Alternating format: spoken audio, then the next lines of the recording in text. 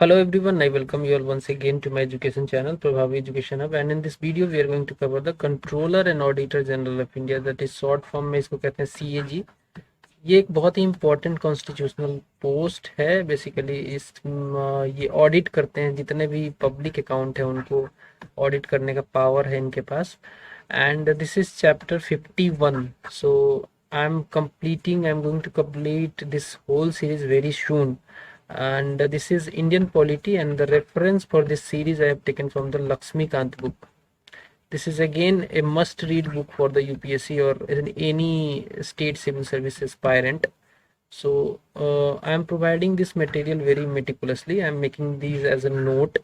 So जब ये पूरी सीरीज कंप्लीट हो जाएगी, then we will be given the PDF also. PDF मतलब जो ये क्लासेस में ले रहा हूँ इसी का PDF आपको मिल जाएगा। एंड आपके लिए बेनिफिट ये होगा कि आपको नोट बनाने की ज़रूरत नहीं होगी, जो कि एक बहुत ही इम्पोर्टेंट जॉब है जो आपको मैं करके दे रहा हूँ, ठीक है।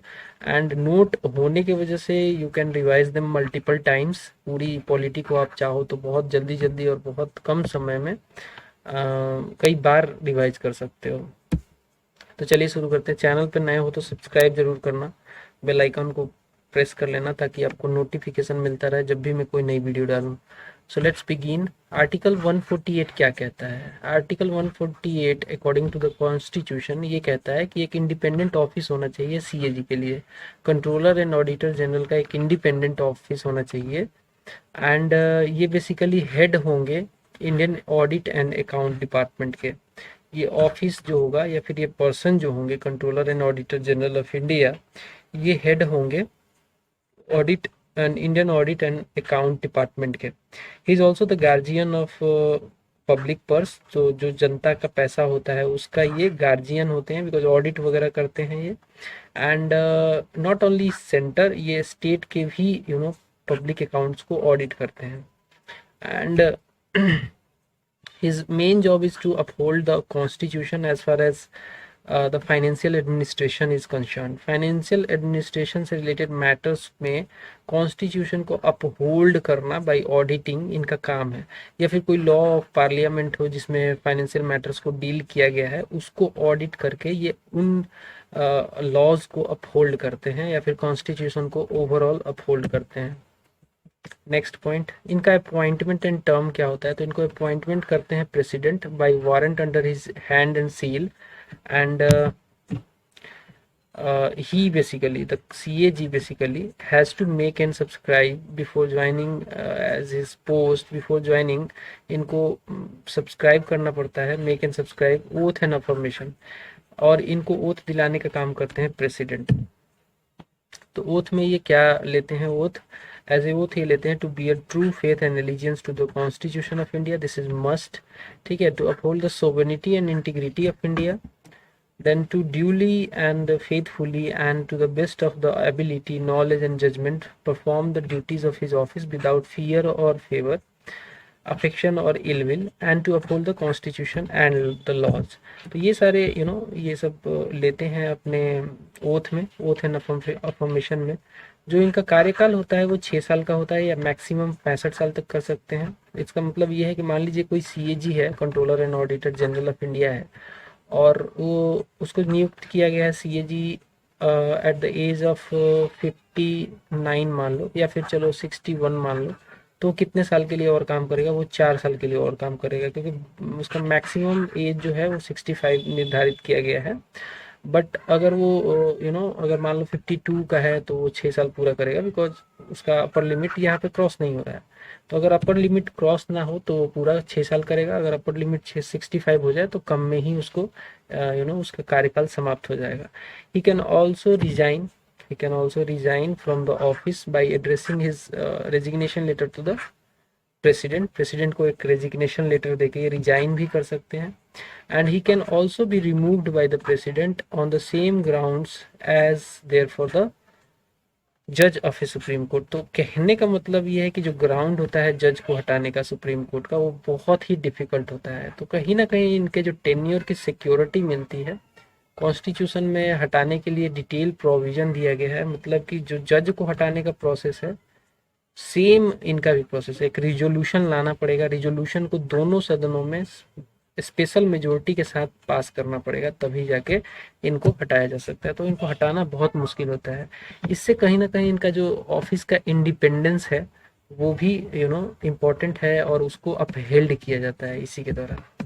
नेक्स्ट है, अब इंडिपेंडेंस की ही बात कर लेते हैं। तो सिक्योरिटी ऑफ टेन्योर है, just I have explained you कैसे सिक्योरिटी ऑफ टेन्योर है, बिकॉज इनको हटाना इतना आसान नहीं है, ठीक है। बिकॉज ये इतने बड़े फिगर हैं, ये पूरे खर्च का ब्यौरा लेते हैं, रिसिप्ट का भी ब्यौरा लेते हैं। और अगर इनकी ऑफिस इंडिपेंडेंट ना हो, इस इन पे बहुत सारा प्रेशर हो, तो ये काम भी प्रेशर में ही करेंगे, और प्रेशर बिल्कुल सही नहीं है इतने बड़े पोस्ट के लिए। इसीलिए इनको, इनके ऑफिस को एकदम इंडिपेंडेंट बनाया गया है। नेक्स्ट है, he is not eligible for further office. जब भी इनका कार्यकाल एज ए सीएजी समाप्त हो जाएगा, तो ये सरकार के, वो चाहे सेंट्रल गवर्नमेंट हो या फिर किसी स्टेट के गवर्नमेंट में, कोई भी जॉब इनको नहीं मिलेगा। इससे भी ये होता है कि इसके लालच में कहीं किसी के फेवर में ये काम ना करने लगे। देन इनकी जो सैलरी होती है या फिर अदर सर्विस कंडीशन होता है, वो पार्लियामेंट डिसाइड करता है। एंड जो सैलरी है या फिर सर्विस कंडीशन है, it is as equal to that of the जज। जो सैलरी है, स्पेशली सर्विस कंडीशन तो अलग अलग है। सैलरी जस्ट जैसे जज ऑफ सुप्रीम कोर्ट की जितनी सैलरी होती है, इनकी भी सैलरी उतनी ही होती है। And the salary and service condition can not be altered to his disadvantage after his appointment. ये भी एकदम इम्पोर्टेंट है, बिकॉज अगर मान लीजिए कि इनको अपॉइंट किया गया कुछ सर्विस ऑफ कुछ कंडीशंस के साथ, और उसको इनके डिसएडवांटेज के लिए यूज किया जाए, मान लीजिए कम कर दिया जाए, तो क्या होगा, ये फिर किसी प्रेशर में काम करेंगे। इसलिए भी इनको अल्टर नहीं करना चाहिए, और ये प्रोविजन कॉन्स्टिट्यूशन ने दिया है। नेक्स्ट है, यहाँ पे जो कंडीशंस है इनके सर्विस से related, conditions of service of personal serving in the Indian audit and account department and administrative powers prescribed bye the president after consultation with the CAG. ये भी इनके पावर को थोड़ा सा दिखाता है कि जो Indian account audit and account department में जो लोग काम करते हैं, उनका भी service condition president actually decide करते हैं, बट उसके लिए कंसल्टेशन लिया जाता है सीएजी का, ठीक है, सीएजी का कंसल्टेशन लिया जाता है। नेक्स्ट है यहाँ पे administrative expenses of the office. जो सीएजी की ऑफिस है, उसका जो भी एडमिनिस्ट्रेटिव एक्सपेंस आता है, जैसे कि सैलरी ऑफ स्टाफ या फिर एडमिनिस्ट्रेटिव एक्सपेंसेस, जो बाकी पेन पेपर पेंसिल जो भी खर्च आता है इनके ऑफिस का, वो एक्चुअली चार्ज किया जाता है कंसोलिडेटेड फंड ऑफ इंडिया से। इसका मतलब ये है कि ये एक ऐसा फंड है, कंसोलिडेटेड फंड ऑफ इंडिया, जिनसे पैसा निकालने के लिए वोटिंग की जरूरत नहीं होती है पार्लियामेंट में। बाकी जो अकाउंट्स होते हैं, वहां से अगर पैसा निकालना होता है तो पार्लियामेंट में वोटिंग होती है, पार्लियामेंट अगर उसको अप्रूव करती है तभी जाके वो पैसा निकाला जा सकता है। इनकी ऑफिस इतनी इंपॉर्टेंट है कि इनका पैसा जो होता है कंसोलिडेटेड फंड से निकाला जाता है, जिसमें वोटिंग के परव्यू से बाहर रखा गया है, ठीक है। ये भी इनके इंडिपेंडेंस को दिखाता है।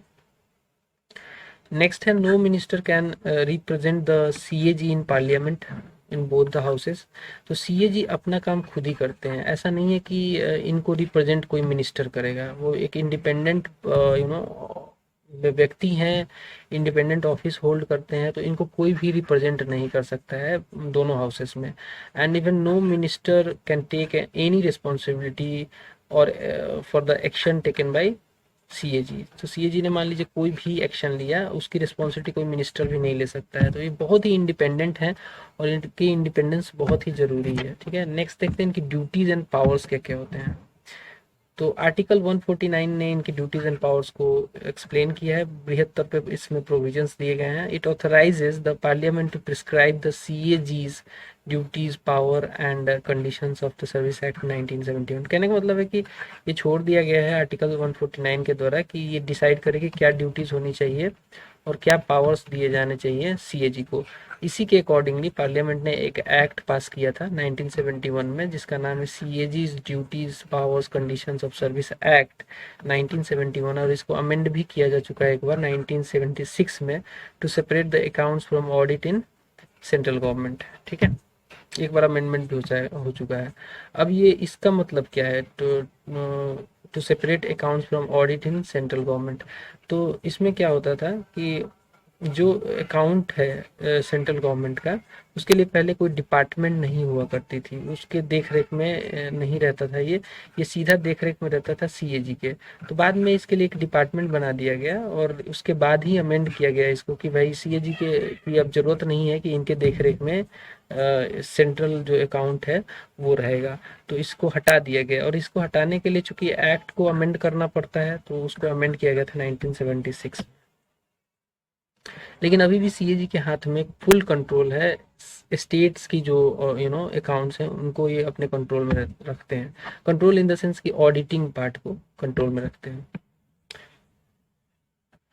अब ये फंक्शंस क्या क्या परफॉर्म करते हैं, ड्यूटीज क्या है इनकी, तो ऑडिट करना इनकी मेन ड्यूटी है। क्या क्या ऑडिट करते हैं, तो अकाउंट्स जो भी है related to expenditure, related to consolidated fund of India से जो भी खर्च हो रहा है उसको ऑडिट करते हैं। Consolidated fund of each state को भी ये देखते हैं कि कहाँ खर्चा हुआ है, उसके एक्सपेंडिचर को जांच करते हैं कि क्या ये प्लान के हिसाब से खर्च हुआ है, कहीं ज़्यादा खर्च तो नहीं हुआ है, इरेगुलरिटीज तो नहीं है इसमें, इसके लिए ये काम करते हैं। And consolidated fund of each union territories having a legislative assembly. तो यूनियन टेरिटरीज ऐसी यूनियन टेरिटरीज जैसे कि दिल्ली के पास है तो ये यूनियन टेरिटरी, लेकिन खुद की असेंबली है। पौंडीचेरी देन अभी जे.एंड.के, जम्मू एंड कश्मीर, इसकी भी अब यूटी है, ये फुल स्टेट हटा दिया गया इसको। और रीऑर्गेनाइजेशन एक्ट आया था 2019 में अगस्त में, और इसके बाद इसका जो फुल स्टेट का स्टेटहुड का जो स्टेटस था उसको खत्म करके इसको यूटी बना दिया गया है। तो लेकिन इसके पास भी लेजिस्लेचर है, तो वो यूटीज जिनके पास लेजिस्लेटिव असेंबली है उनके भी कंसोलिडेटेड फंड को ऑडिट कर सकते हैं सीएजी। देन नेक्स्ट आता है contingency fund of India, public account of India, इसको भी ऑडिट कर सकते हैं, उससे रिलेटेड एक्सपेंडिचर को।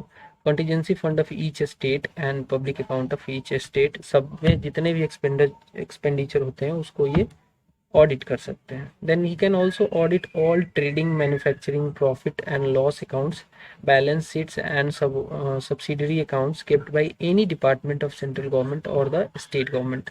तो स्टेट गवर्नमेंट के पास कोई भी डिपार्टमेंट है, उसमें ट्रेडिंग हुआ है, manufacturing, profit and loss account, balance sheet जो भी हुआ है उन सबको भी ये ऑडिट कर सकते हैं। मेन काम इनका ऑडिट का है। नेक्स्ट है ये ऑडिट कर सकते हैं रिसिप्ट एंड एक्सपेंडिचर। इसके लिए रूल्स खुद का बना सकते हैं, rules and procedures to secure an effective check on assessment, collection and proper allocation of revenue. ठीक है, नेक्स्ट देखते हैं। He can also audit the receipt and expenditure of following. तो क्या क्या और भी कुछ चीज़ें हैं जिनके ऑडिट्स कर सकते हैं ये एक्सपेंडिचर और रिसिप्ट को। तो all bodies and authorities which are basically finance from the central और स्टेट रेवेन्यू, जो भी बॉडी है, बॉडी मतलब कि कई सारी बॉडी बनाती है सेंट्रल गवर्नमेंट और state government for the different purposes, तो उनको भी ऑडिट कर सकते हैं, उनके एक्सपेंडिचर, उनके रिसिप्ट को। एंड गवर्नमेंट की कंपनियां जो होती हैं जैसे गेल, वेल, सेल, उनको भी ये ऑडिट कर सकते हैं। And other corporations and bodies when so required by related laws. ठीक है, नेक्स्ट है he can also all transactions related to डेप्ट, sinking funds, deposits, advances suspense account and remittance businesses, इनको भी ये ऑडिट कर सकते हैं। He also audits receipts, stock accounts and others with the approval of president. तो ये जो रिसिप्ट्स है, स्टॉक अकाउंट्स है या फिर कुछ अदर मैटर्स होते हैं, उनको उनके लिए इनको अप्रूवल लेना पड़ता है पहले प्रेसिडेंट का, और when required by the president, या फिर जब भी प्रेसिडेंट बोले कि भाई इस चीज़ को आप ऑडिट करो तो इनको ऑडिट करना पड़ता है। नेक्स्ट है he also audits the account of any other authority, जैसे कि कोई अथॉरिटी हो उसके लिए रिक्वेस्ट आ जाए प्रेसिडेंट या फिर स्टेट के गवर्नर की कि भाई साहब आप इसको ऑडिट कीजिए, तो ये भी काम ये करते हैं। He advises the president about the prescription of the form in which accounts shall be kept in the central government and state government. तो इसका मतलब ये है कि ये एडवाइस करते हैं, प्रिस्क्रिप्शन देते हैं अपना कि किस फॉर्म में अकाउंट्स को रखा जाएगा, मतलब कि उसका मैनर क्या होगा रखने का, उससे डिटेल प्रोविजन जो होती है वो बताते हैं प्रेसिडेंट को, जो कि स्टेट और सेंट्रल गवर्नमेंट के अकाउंट्स होती हैं। ये आर्टिकल 150 हमें बताता है। ठीक है, नेक्स्ट है he also submit his report, audit report to the president. और प्रेसिडेंट को जब ये अपना ऑडिट रिपोर्ट देते हैं तो फर्दर प्रेसिडेंट इसको दोनों हाउसेस ऑफ द पार्लियामेंट में रखते हैं संज्ञान के लिए, लोकसभा और राज्यसभा दोनों में रखा जाता है, ठीक है, इनके रिपोर्ट को। ये आर्टिकल 151 है। Next, submits his audit report to the governor state legislature, article 151। तो जब भी कोई मैटर है जहाँ पे इन्होंने ऑडिट किया है स्टेट के डिपार्टमेंट को या फिर स्टेट की अकाउंट को इन्होंने ऑडिट किया है, तो उससे रिलेटेड रिपोर्ट को ये गवर्नर को देते हैं पर्टिकुलर स्टेट्स के, और गवर्नर के पास जब ये रिपोर्ट जाता है तो गवर्नर फर्दर इसको रखते हैं स्टेट लेजिस्लेचर के पास। ये आर्टिकल 151 ही है, ठीक है। आगे बढ़ते हैं। नेक्स्ट है ही ascertains and certifies the net proceeds of any tax duty, article 279 है, ठीक है। His certificate is final. तो ये सर्टेन करते हैं, सर्टिफाई करते हैं कि कितना प्रोसीड आया है, मतलब जो सरकार का कलेक्शन होता है नेट प्रोसीड, वो ऐसा प्रोसीड होता है जिसमें वो टैक्स और ड्यूटी से जो अमाउंट कलेक्ट करती है सरकार, वो सर्टिफिकेशन के लिए रखा जाता है सीएजी के पास, और सीएजी एक उस पर सर्टिफिकेट देते हैं कि ठीक है इस बार सरकार को इतना पैसा मिला है, और उनका सर्टिफिकेट फाइनल होता है। Next, he acts as a guide, friend and philosopher of public account committee. तो ये एक ऐसी कमेटी है जो अगेन गवर्नमेंट के एक्सपेंडिचर रिसिप्ट वगैरह को चेक करती है, तो इसको ये हेल्प करते हैं सीएजी, इसको एक फ्रेंड की तरह, एक गाइड की तरह और एक फिलोसोफर की तरह हेल्प करते हैं। ये पार्लियामेंट की कमेटी होती है। इसके बारे में मैंने ऑलरेडी एक क्लास आपको दिया है। नेक्स्ट है complies and maintains the account of state governments, ठीक है। तो ये इनके पास पावर है कि ये स्टेट के जितने भी अकाउंट होते हैं उनको मेंटेन करते हैं, उनको उनके साथ कंप्लाई करते हैं, बट सेंट्रल गवर्नमेंट की नहीं करते हैं, बिकॉज सेंट्रल गवर्नमेंट के लिए जो मैंने एक्ट बताया था 1976 में जो अमेंड हुआ था, उसके बाद वो जो पावर थी controller and auditor general of India की, कि वो सेंट्रल गवर्नमेंट के अकाउंट को भी मेंटेन करते थे, वो उनसे छीन ली गई, बिकॉज सेंट्रल गवर्नमेंट में एक अलग से डिपार्टमेंट बना दिया गया इस मैटर को देखने के लिए। नेक्स्ट है he submits 3 audit reports to the president. वो क्या क्या ऑडिट रिपोर्ट होते हैं, तो पहला उसमें से होता है audit report on appropriation account, then second होता है audit report on finance account, and third होता है audit report on public undertakings.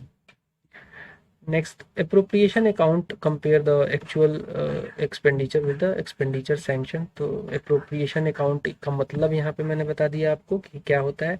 ये एक ऐसा अकाउंट होता है जो कि कंपेयर करता है एक्चुअल खर्चा कितना हुआ और कितना ग्रांटेड था, कितना सैंक्शन था, तो ये अकाउंट ये बताता है, ठीक है। नेक्स्ट है फाइनेंस अकाउंट जो होता है, यहाँ पे फाइनेंस अकाउंट जो होता है वो शो करता है annual receipt and disbursement of the union government, कितना उसके पास आमदनी हुआ, खर्च हुआ, और कितना उसने डिसबर्स किया, इसके बारे में बताता है। अब देखिए रोल इनका क्या है। जो रोल है कंट्रोलर एंड ऑडिटर जनरल का, वो अपहोल्ड करना है कॉन्स्टिट्यूशन को and any law of parliament which is related to the financial administration of our country. तो देखिए कॉन्स्टिट्यूशन ने कुछ प्रोविजन दिए हैं रिगार्डिंग द फाइनेंस मैटर में, फाइनेंस कमीशन, बहुत सारे ऐसे इश्यूज हैं जिसके लिए अलग सेपरेट आर्टिकल्स हैं, उनके हिसाब से काम हो रहा है कि नहीं, ये चेक करते हैं कंट्रोलर एंड ऑडिटर जनरल। वो ऑडिट करके बताते हैं कि सही है सब कुछ, कुछ इसमें माल प्रैक्टिस नहीं हो रहा है, ठीक है। So basically he uphold the constitutional validity and the law of parliament regarding the financial administration in our country. The accountability of executive, he also ensure the accountability of executive to the parliament in the sphere of financial administration। मतलब कि अब जो खर्च होता है वो executive ही तो करती है, एक्सिक्यूटिव से मतलब है कि काउंसिल ऑफ मिनिस्टर का डिसीजन होता है, उसके हिसाब से खर्च होता है, तो उसकी अकाउंटेबिलिटी पार्लियामेंट में ये रखते हैं अपने रिपोर्ट के द्वारा। Next, he is an agent of parliament, ठीक है। तो ये पार्लियामेंट के ही एजेंट होते हैं and conduct audits of expenditure and he is also responsible to the parliament. He is not responsible to the executive but to the parliament. Next, he has more freedom with regard to the audit of expenditure।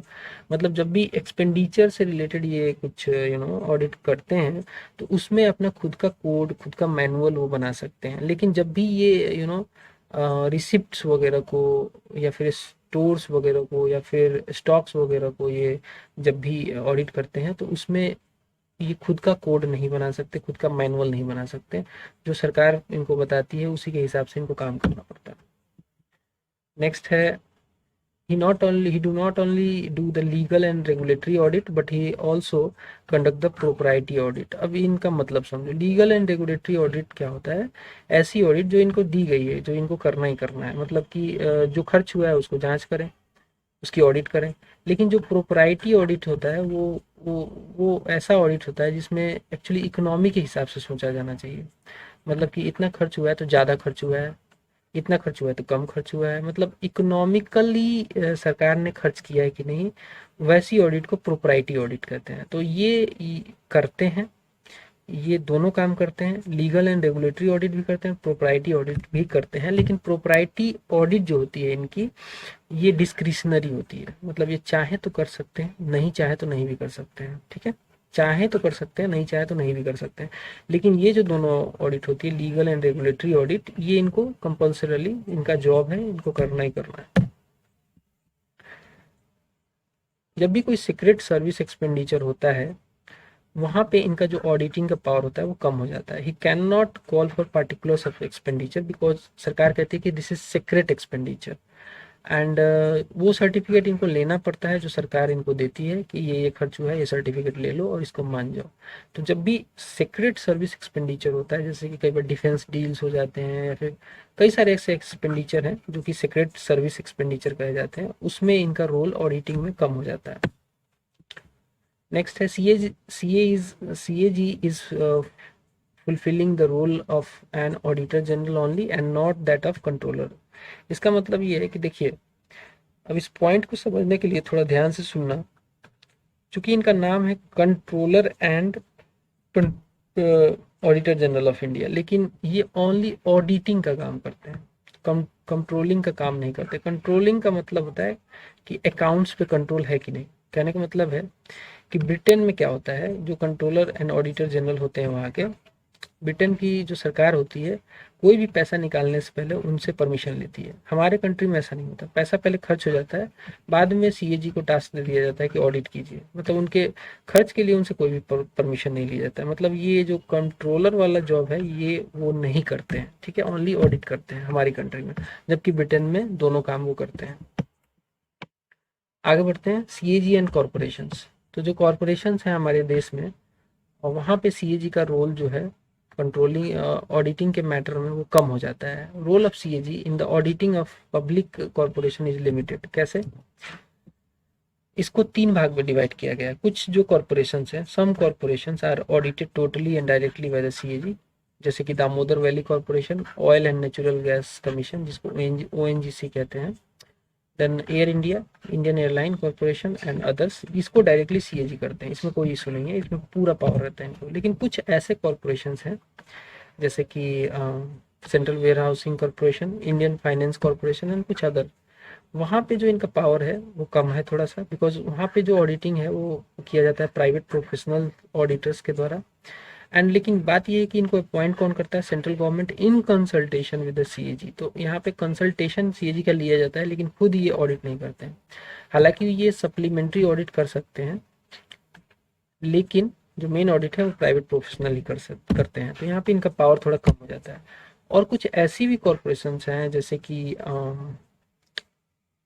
LIC, life insurance corporation of India, reserve bank of India, state bank of India, food corporation of India and others. ये कुछ ऐसी corporations हैं जिनका audit का में इनकी कोई भागीदारी नहीं होती है। Some other corporations are totally subject to the private audit and there is no role of CAG in those audits. ठीक है, तो ये भी इनके बिल्कुल प्रव्यू से बाहर रखा गया है।